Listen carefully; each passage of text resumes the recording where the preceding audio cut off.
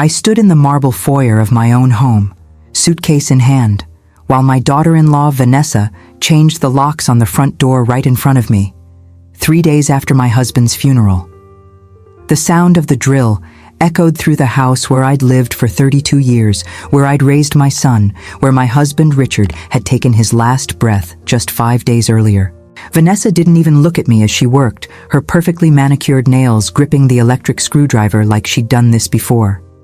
My son Trevor stood behind her, arms crossed, jaw set in that expression I'd seen too many times lately. Cold, calculated, foreign. "Mom, we talked about this," he said, his voice flat. "The house is too much for you. You need to move somewhere smaller, somewhere manageable." Before I tell you how I ended up here, standing in my own home like an intruder, I want you to do something for me. Leave a comment below and tell me where you're watching this from, your city, your country. I need to know I'm not alone in this, that someone out there understands what it feels like when your own family turns against you. My name is Margaret Whitmore. I'm 62 years old, and until 5 days ago, I thought I had a blessed life. My husband Richard and I built our wealth together over 4 decades. He was a commercial real estate developer, and I managed the family investment portfolio. We lived in Bellevue, Washington, in a stunning 7,000 square foot home overlooking Lake Washington. We had one son, Trevor, who we sent to Stanford, supported through business school, and helped launch his tech startup with a $2 million investment. I thought we'd given him everything: love, opportunity, security. I was wrong. What we'd actually given him was a reason to wish us dead. The signs started 6 months before Richard's heart attack, but I was too blind to see them. Trevor began visiting more frequently, always with Vanessa attached to his arm like an expensive accessory. She was 34, 12 years younger than Trevor, with the kind of polished beauty that comes from professional maintenance. Botox, fillers, personal trainers, stylists who cost more per session than most people's monthly rent. At first, I was grateful for their attention. Richard had been diagnosed with congestive heart failure 2 years earlier, and his condition had been steadily declining. Having family around felt comforting. Trevor would come over on Sundays, sit with his father, talk about business and investments. Vanessa would help me in the kitchen, complimenting my cooking, asking about family recipes she wanted to learn. But then the questions started. "Margaret, have you and Richard updated your estate planning recently?" Vanessa asked one afternoon while we were preparing dinner. She said it casually, like she was asking about the weather. "Our wills are current," I replied, focused on chopping vegetables. "Richard and I reviewed everything with our attorney last year." "That's good," she said, smiling that perfect smile. "It's just so important to make sure everything's in order, you know? Especially with Richard's health. You wouldn't want any confusion later." I should have heard the calculation in her voice, the predatory curiosity. Instead, I just nodded and changed the subject. A week later, Trevor brought up the same topic. We were sitting in Richard's study, reviewing some investment documents. Richard was upstairs resting. "Dad looks really tired lately," Trevor said, leaning back in the leather chair that had been his father's favorite. He looked too comfortable there, I remember thinking, like he was already imagining it as his own. "His doctors say he's stable for now," I replied. "We're managing his medications, watching his diet. He's doing okay." "But for how long, Mom?" Trevor's eyes met mine, and something in his expression made my skin prickle. "You need to be realistic. He's not going to get better. Have you thought about what happens after?" "After," I repeated, my throat tight. "After he's gone. The house, the properties, the investment accounts. Who's going to help you manage everything? You can't do it alone." I wanted to tell him that I'd been managing our family's finances for 40 years, that I had a master's degree in economics from UCLA, that I'd grown our portfolio by 18% annually while he was still learning to ride a bicycle. Instead, I just said, "I'll be fine, Trevor. Your father and I have plans in place." He didn't like that answer. I could see it in the way his jaw tightened, the way his fingers drummed against the armrest. But he smiled and changed the subject, and I pushed the discomfort aside. 2 months later, I found the first document. I was cleaning Richard's study, organizing paperwork, when I discovered a folder tucked behind some books on the shelf. Inside were photocopies of our bank statements, property deeds, investment account summaries, and life insurance policies. Every document had been carefully highlighted, with notes written in margins in handwriting I recognized as Trevor's. Liquid assets, $4, $2M. Primary residence, $3, $8M estimated value. Rental properties, $6-5M combined. Investment portfolio, $8, $3M. Life insurance payout, $2 Manors. He'd been cataloging our wealth, calculating his inheritance. My hands trembled as I held those papers. Part of me wanted to believe there was an innocent explanation. Maybe Richard had asked him to help organize our finances. Maybe Trevor was just trying to understand the family assets in case something happened. But the notes at the bottom of the page shattered that illusion. Probate could take 12 to 18 months. Need to accelerate. Medical POA? Contested will options? I took photos of everything with my phone, put the folder back exactly where I'd found it, and said nothing. Not to Richard, who was too weak for this kind of stress. Not to Trevor, because I needed to understand what I was dealing with before confronting him. I did something I never thought I'd do. I hired a private investigator.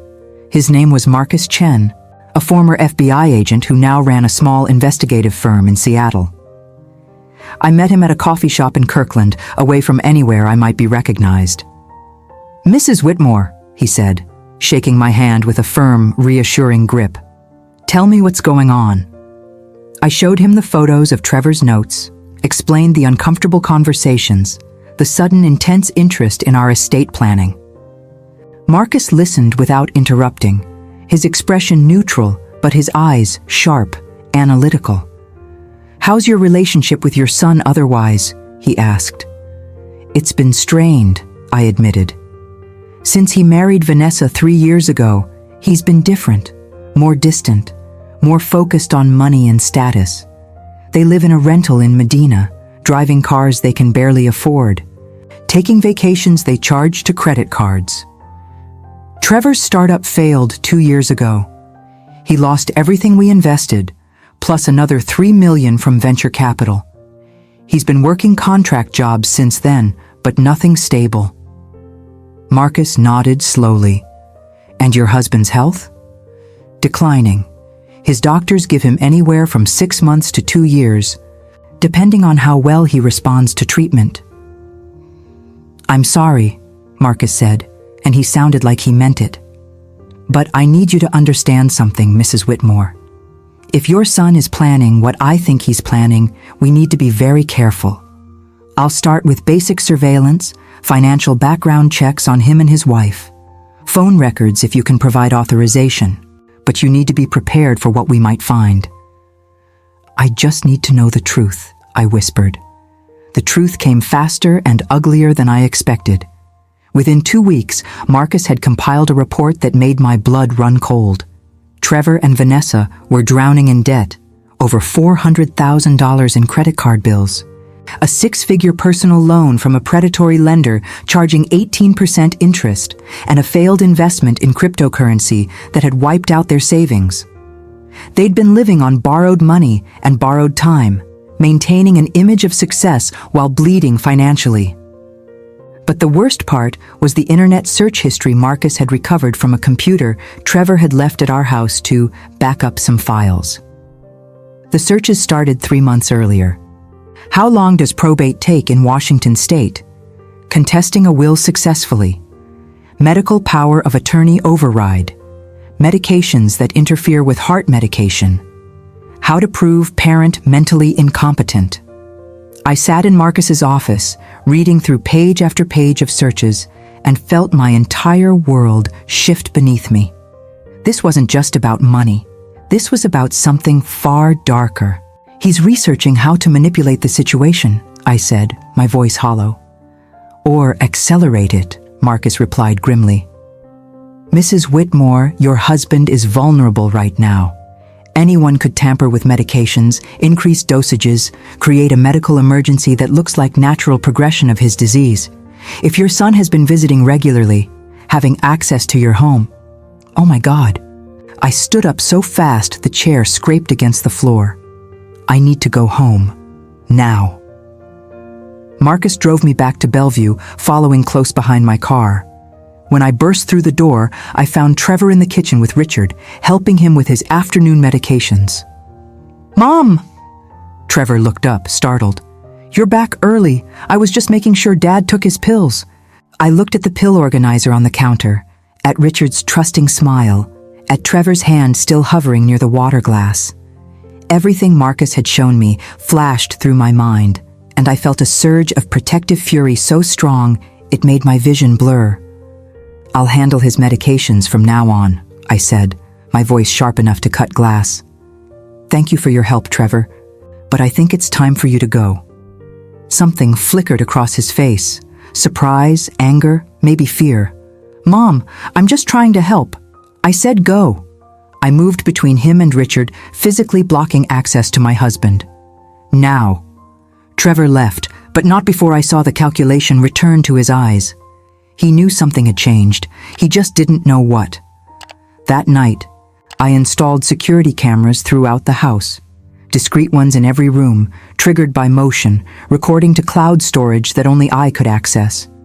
I changed all our passwords, locked away Richard's medications in a safe only I knew the combination to, and sat down with my husband to have the hardest conversation of our marriage.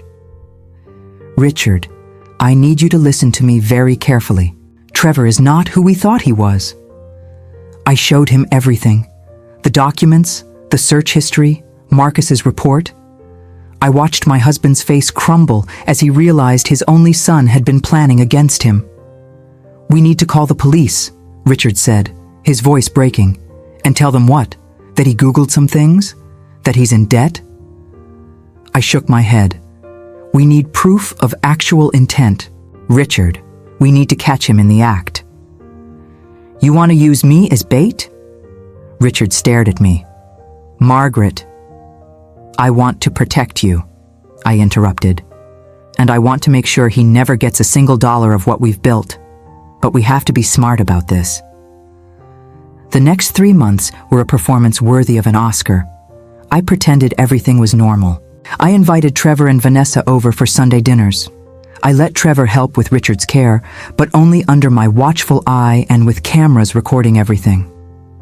I played the grieving wife preparing for the worst, the overwhelmed widow-to-be who needed her son's support. And all the while, Marcus and I collected evidence.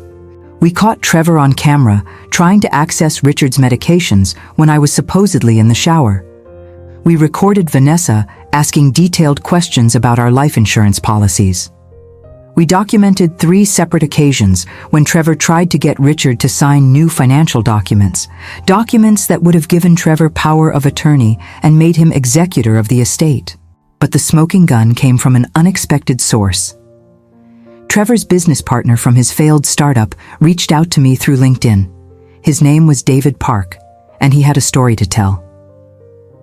"Mrs. Whitmore, I don't know if you remember me, but I worked with Trevor for 3 years, he said when we met at a restaurant in downtown Seattle. I'm reaching out because I think you and your husband might be in danger." "Tell me everything," I said. David explained that before the startup collapsed, Trevor had taken out a $2 million insurance policy on the company with himself as the sole beneficiary. 2 weeks before the business went under, there had been a suspicious fire in their office that destroyed most of their assets and records. The insurance company had investigated, found evidence of arson, and refused to pay out. "Trevor told me he was going to find another way to recover the money," David said. "He said his father was dying anyway, and that when it happened, he'd inherit enough to make us both whole again.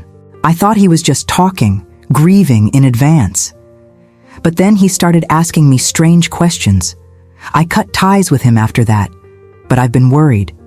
If he was serious, he was serious," I said quietly. "Thank you for telling me this."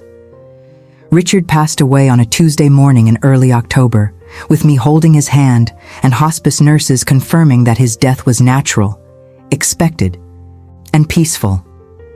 Trevor and Vanessa arrived within an hour of my call, both dressed in black like they'd been waiting for the news.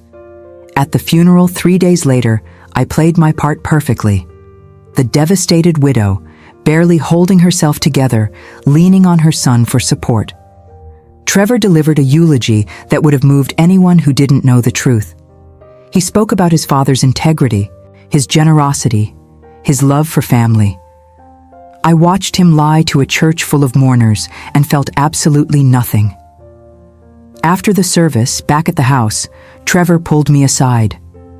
"Mom, we need to talk about practical matters," he said, using that gentle voice people use with the elderly and impaired.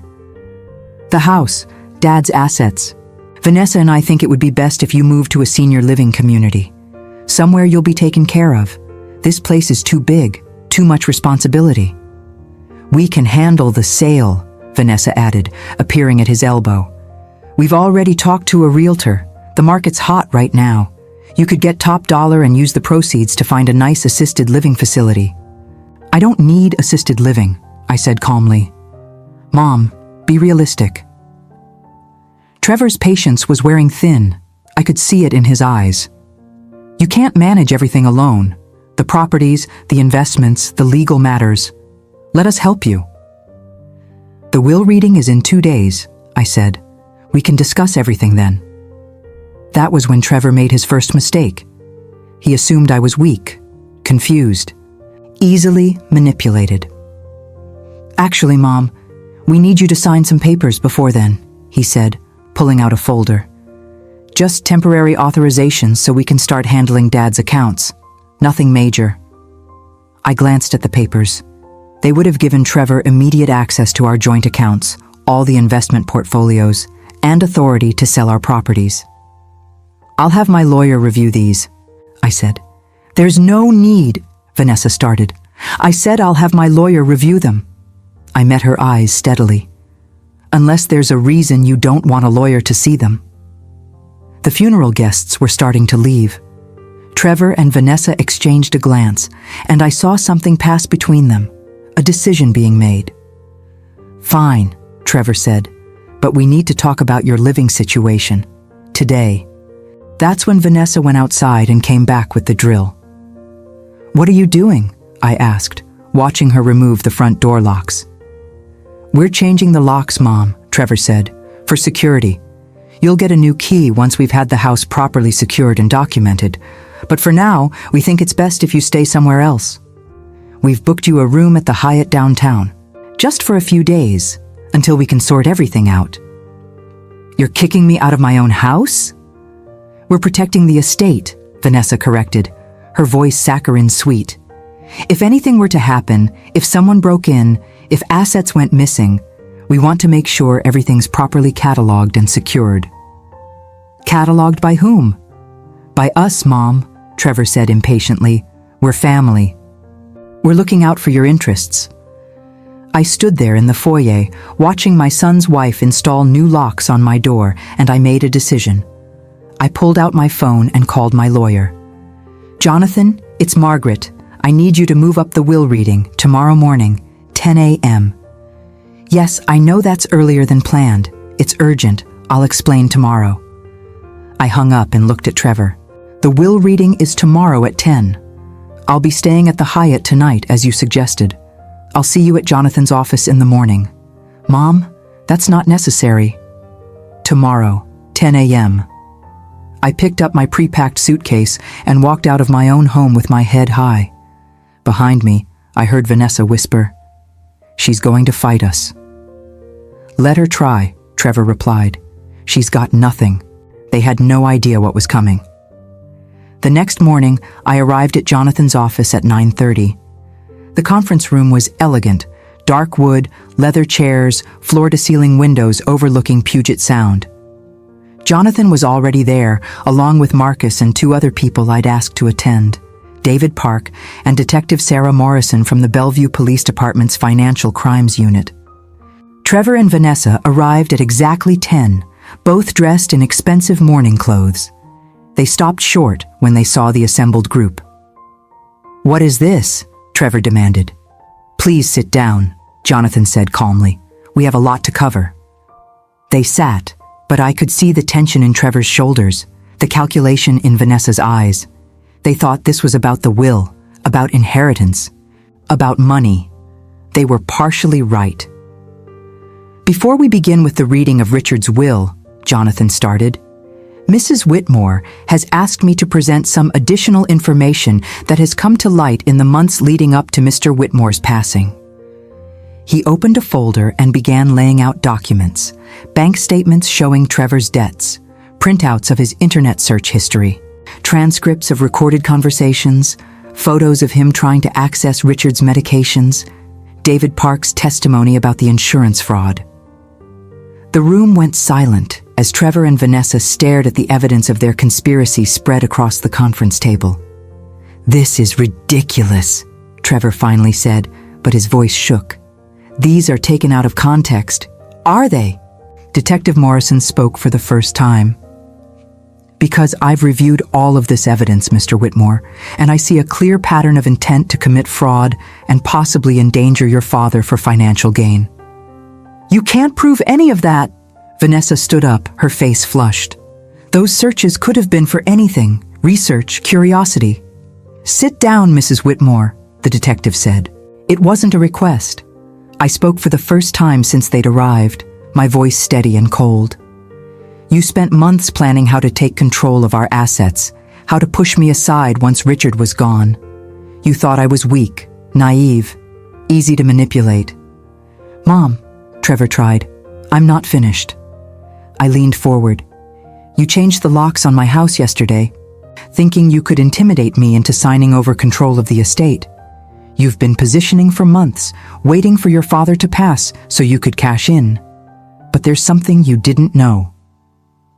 I nodded at Jonathan, who pulled out another document. "Richard and I changed our will 3 weeks before his passing," Jonathan explained. "The previous will left everything to you, Trevor, with Margaret receiving life estate rights to the family home and a trust fund for her care. That will no longer exist." Trevor's face went pale. "What?" "The new will," Jonathan continued, "leaves the entirety of Richard and Margaret's estate, all properties, all investment accounts, all assets, to Margaret alone. You, Trevor, receive exactly $1. "You can't do that." Trevor lunged forward, but Detective Morrison was faster, stepping between him and the table. "Sit down," she said again. "That's not all," I said quietly. "The estate also includes a full accounting of the $2 million Richard invested in your startup. We're prepared to file a civil suit to recover those funds, plus interest, for fraud and misrepresentation.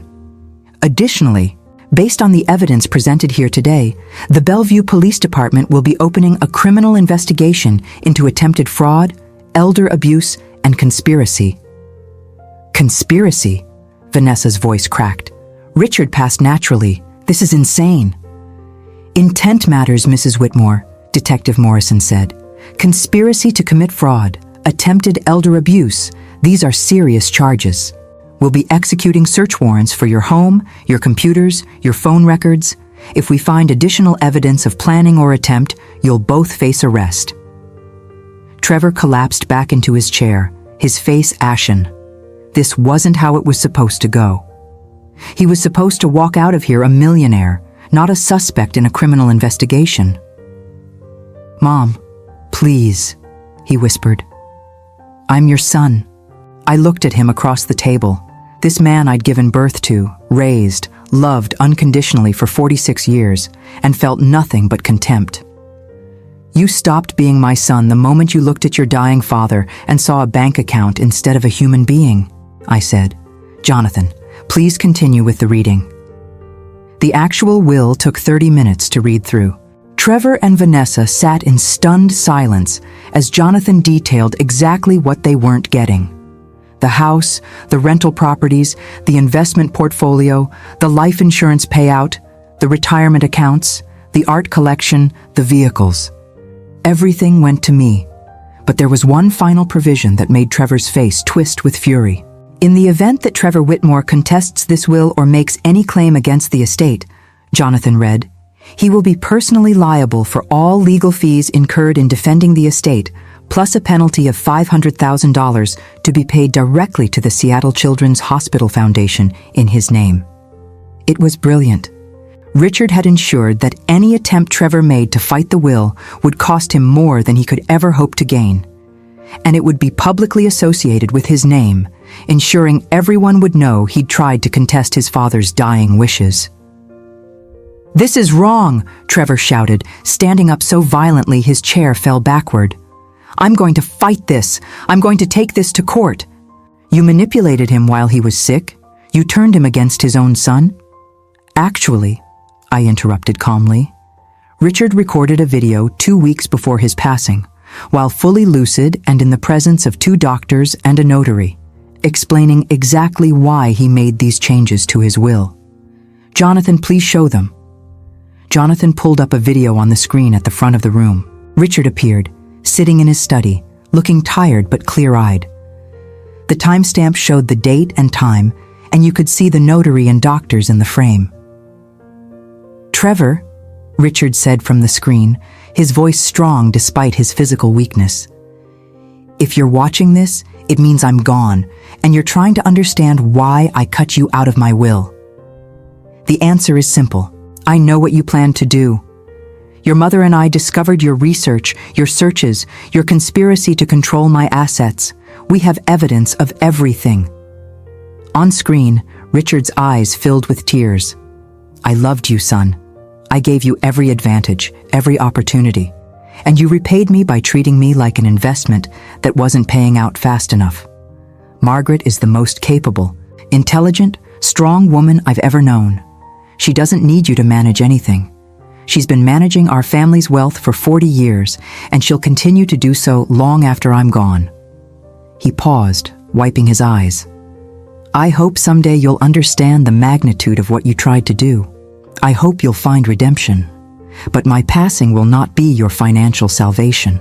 You'll have to find your own way, as I once did, without a family fortune to cushion your falls. Maybe that will teach you the value of the things you took for granted." The video ended. The silence in the room was absolute. Trevor's hands were shaking. Vanessa looked like she might be sick. Detective Morrison was watching them both with the practiced eye of someone who'd seen guilty people crumble 1,000 times before. "We're leaving," Trevor finally said, his voice hollow. "Come on, Vanessa." "Mr. Whitmore," Detective Morrison said, "I need you both to remain in the Seattle area.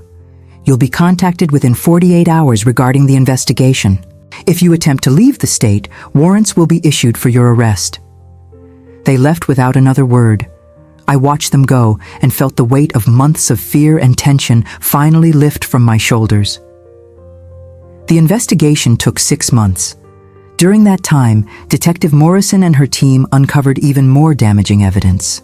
They found emails between Trevor and Vanessa discussing the inheritance timeline. They found a draft will Trevor had created that would have given him control of everything. They found Venmo transactions showing Trevor had paid someone to research estate lawyers who handle contested wills and incompetency claims. In March, Trevor and Vanessa were formally charged with conspiracy to commit fraud and attempted elder abuse. Trevor's defense attorney negotiated a plea deal. Trevor would plead guilty to conspiracy to commit fraud and elder abuse. He was sentenced to 5 years in federal prison, with possibility of parole after 3. Vanessa, who cooperated fully and testified against Trevor, received 2 years probation and 500 hours of community service working with elder advocacy organizations. She divorced Trevor 6 weeks after his sentencing. The civil suit to recover the $2 million Richard had invested in Trevor's startup was successful. The court found that Trevor had misrepresented the financial health of the company and misused the investment funds. With interest, the judgment came to $2.7 million. Trevor would be paying that off for the rest of his life. I sold the house in Bellevue. Too many memories, too much pain. I bought a smaller but stunning penthouse in downtown Seattle with panoramic views of Elliott Bay. I donated $1 million to the Seattle Children's Hospital Foundation in Richard's name. My husband deserved to be remembered for his generosity, not his son's betrayal. I established a nonprofit organization called the Whitmore Foundation for Elder Protection, dedicated to helping older adults recognize and defend against financial abuse by family members. Marcus Chen became the Director of Investigations, and we've already helped 19 families avoid situations similar to mine. Detective Morrison became a friend. She occasionally consults for the foundation, teaching seniors and their advocates how to recognize warning signs of elder financial abuse. And David Park? He launched a new startup with proper funding and ethical practices. I invested $500,000. He's already projecting a return of 200% within 3 years. Some people deserve second chances. Trevor writes me from prison occasionally. Long, rambling letters about regret and redemption and how he wants to make amends. I read the first 2 and then stopped opening them. Maybe someday I'll be ready to forgive him. But not yet. Probably not ever. Forgiveness isn't something you owe to someone who tried to destroy your spouse for money. But here's what I want you to understand, especially if you're over 50 and you have adult children or relatives who are suddenly very interested in your finances. Trust your instincts. If something feels wrong, it probably is.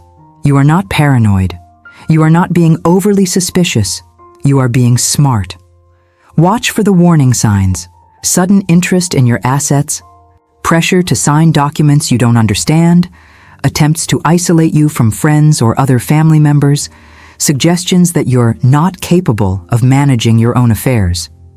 These are manipulation tactics, and they often come from the people you least expect. Protect your documents. Use security cameras if you need to. Hire investigators if you have concerns. Change your passwords and your will if necessary. And most importantly, never let anyone convince you that you're too old, too tired, or too confused to stand up for yourself. I'm 63 now. I manage a $15 million estate, run a nonprofit, sit on 3 corporate boards, and I'm dating a retired federal judge who treats me like I'm the most fascinating woman he's ever met. I wake up every morning in my penthouse, make coffee, watch the sunrise over Puget Sound, and I feel grateful. Not for what I lost, my husband, my relationship with my son, my naive belief that family means unconditional loyalty, but for what I gained: clarity, strength, the absolute certainty that I am nobody's victim, nobody's easy mark, nobody's doormat. Richard used to tell me that the most dangerous thing in business is someone who underestimates you. He was right. Trevor underestimated me, and it cost him everything. I didn't just survive my son's betrayal, I conquered it. And if you're facing something similar, if you're reading this and recognizing pieces of your own story in mine, please know this: you are stronger than they think you are. You are smarter than they give you credit for. And you have every right to protect what you've built, no matter who's trying to take it from you. Your age doesn't make you vulnerable. Your love for your family doesn't make you weak. What makes you powerful is knowing when to fight back. And I fought back. I won. Now it's your turn. Don't let them win. Don't let them take what's yours. Don't let them convince you that you're too old to stand your ground. You're not. Trust me on that.